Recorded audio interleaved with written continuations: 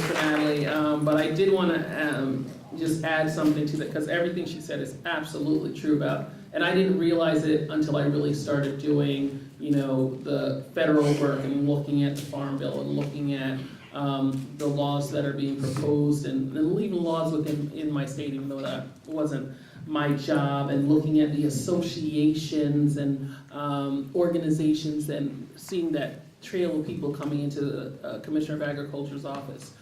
With that said, I think Natalie made a really good point about being optimistic.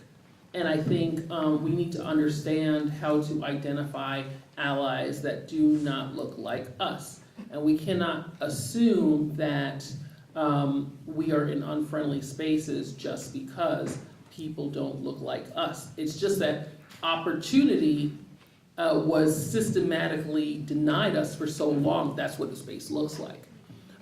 So again, starting as Director of Federal Affairs, dressing like this every single day, going out to farms, in Florida, orange is king, citrus is king, I should say. So, I was a little bit like, I'm loud and proud, but I'm prepared for not being welcome. Well, I was pleasantly surprised where I found a lot of allies in the field, and they did not look like me.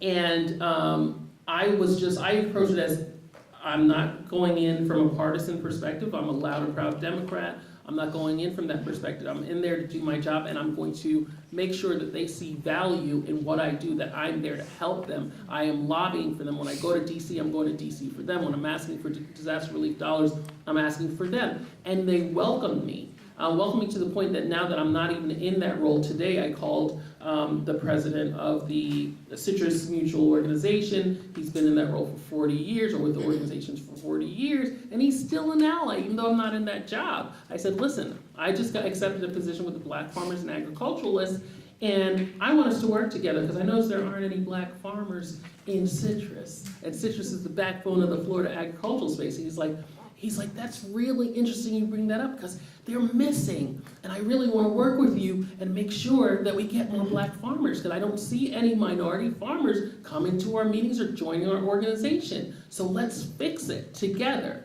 So be prepared for the fact that you can be that catalyst. You can be that, as they say in the military, the tip of the spear to change the whole dynamic. Be who you are. You don't have to change who you are to go into these spaces. I just had to wear boots more because, being on a farm, I guess, apparently, it gets a little dirty. But you don't have to change who you are. Be who you are. Approach them with respect. Demand respect in return. Be the creative intellectual that you are, and they will respect that. And the ones that don't, you move on to the next group, and you're about making impact, making a difference, making sure that your children, when they're coming to Tuskegee University and going out into the job force, it looks different. So I just wanted to highlight that optimism part, because it's absolutely patriarchal. And again, the first instance when they meet me, it is kind of like, yeah. And then the next time, or in some groups I go to, they're like, they heard about me. So you go in there and you're your wonderful, creative, intellectual self, then they start talking about you like they never talked about anyone else in your role. Because they're like, yeah, she dresses like in African clothes. And so now I'm going into meetings, they're like, yeah, I heard all about you. I was like, what'd you hear about me? Well, you've got good ideas and you're smart and things like that. That's exactly what you should be hearing about me.